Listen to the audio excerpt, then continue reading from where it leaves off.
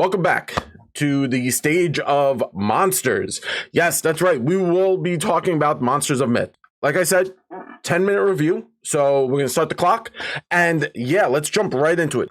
Now, this is Pathfinder 2nd edition, part of their Lost Omens series. And basically, this is 20 mythological monsters. Most of them are from the Pathfinder universe. There's one of them that I really want to talk about that is actually, technically two. I'm not too sure, but we'll get into that. So I got my Godzilla shirt on because one of the groups of monsters in this is actually Kaiju, which I thought was pretty cool. Now, Lost Omens, Monsters of Myth. Let's just go down. Beautiful artwork as always. It's amazing. Now you'll start to see there's an introduction, and this talks about how you can use these monsters in your campaign. And one of the wonderful things, and you'll see right here, you see Kaiju on page 36. We're going to jump over to that. But yes, what you'll see is there's only really 20 monsters on this whole thing. You see right there, boom, boom, just boom.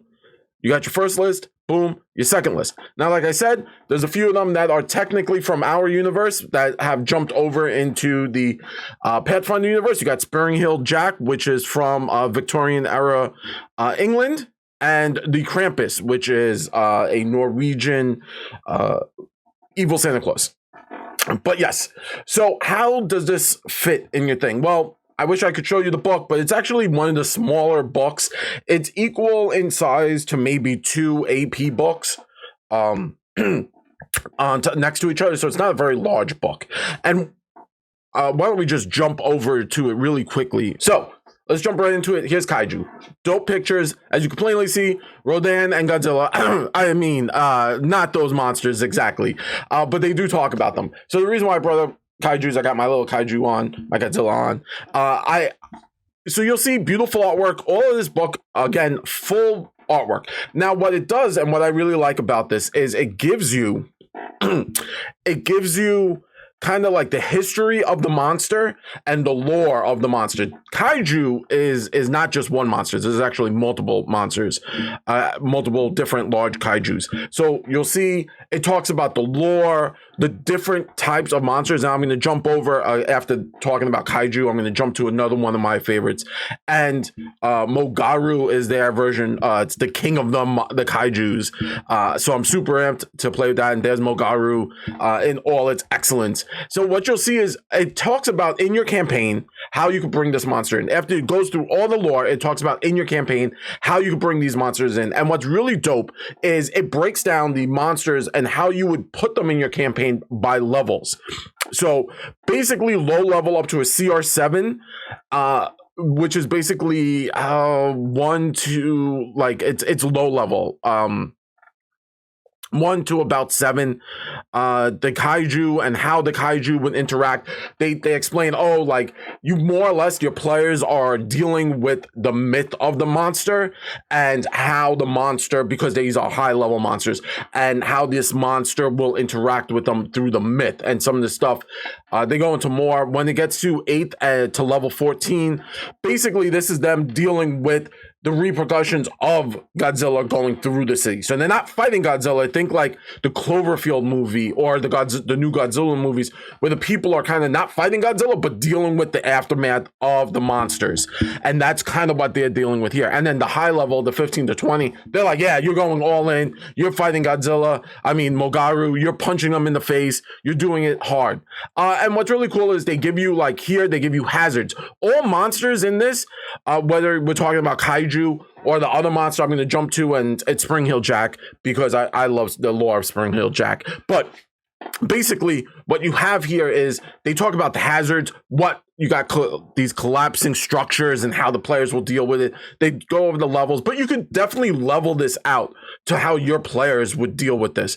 And then they have right here the storm discharge, quaking hazards, like how this, and then there is in the as you play in Pathfinder, there is the summon kaiju that you can do, and basically you summon this guy right here, Ebeshara. there's like crystalline snake monster that comes out and it tells you how much it does. And now let's jump over to Spring Heel Jack all the way down. So give me 1 second. Here's Spring Heel Jack.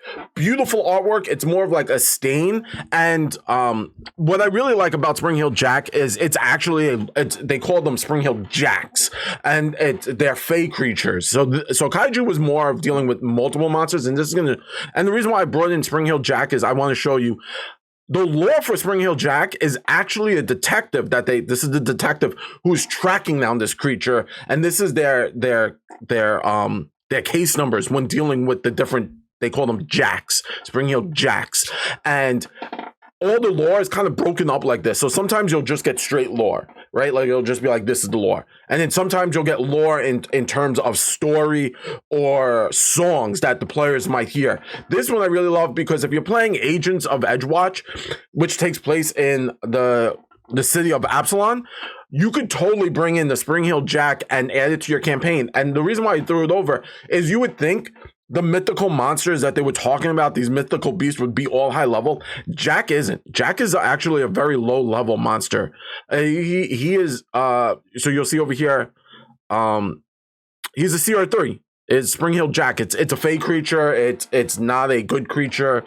It's devious in what it does. And impish cruelty, you could see that on screen.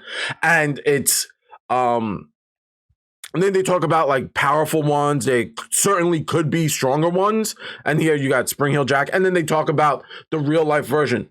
But they give you everything you need for these monsters. And I really feel like when you're looking over here at the Spring Heel Jack and you see all this case number, and if you're definitely playing like Agents or you're playing something in a cityscape and you want to add in a more mystical feel, maybe they're just fighting cults, right?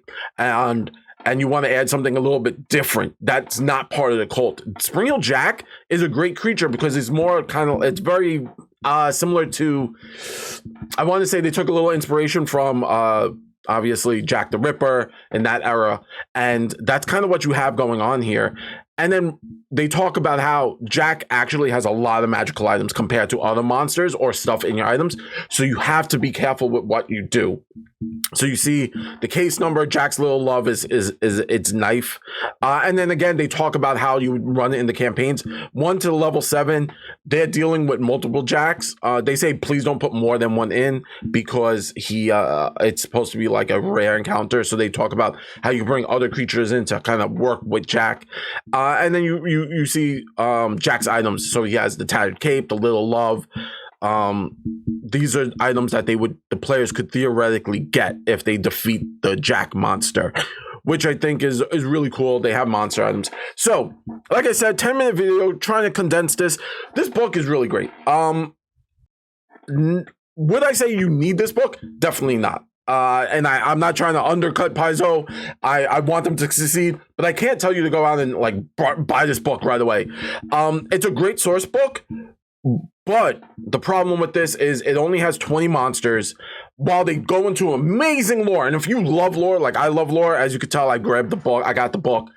I love this book. It's a ton of lore and different monsters. They have the Lord, the first Linor is in here. And it's amazing. Like that battle is basically Titanic. It's a high level CR monster. It's a Titanic battle.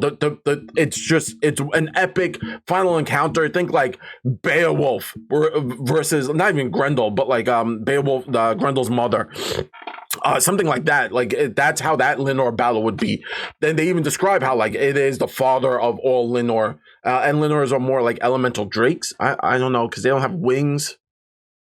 They're kind of like dragons, but yeah. So I digress. But so where does this book stand? I would say, yeah, if you want to get it as a gift to your GM, DM, sure, that would be it's a small little book. It's not super expensive.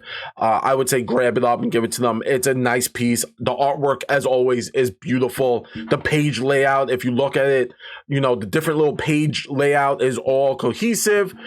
We could just scroll along. You see, like it's that beautiful. Talks about the myths and the monsters. Beautiful artwork. More items you can add to your game. You can give your players. I don't know, man. I want to tell you to go out and like maybe pick this book up, get the PDF if you're really interested in the lore. But you could wait on this one. I would definitely wait, see if there's a humble bundle where you could get this book and maybe a few other different ones. But because it's only 20 monsters and because the items are very specific to the monsters, it's a flim flam. You know, I can't say please grab this book. It's a definite, but I could say please check it out. So with that being said, I hope you enjoyed this video. Like I said, trying to keep these videos tiny so you could sit down, relax, listen to my beautiful, beautiful New York accent as you do what you're doing throughout your day. And with that being said, from myself, GM Jared, and all of us here at Nothing Ventured, Nothing Gamed, have a wonderful evening, wonderful day, and be good to yourself. Bye.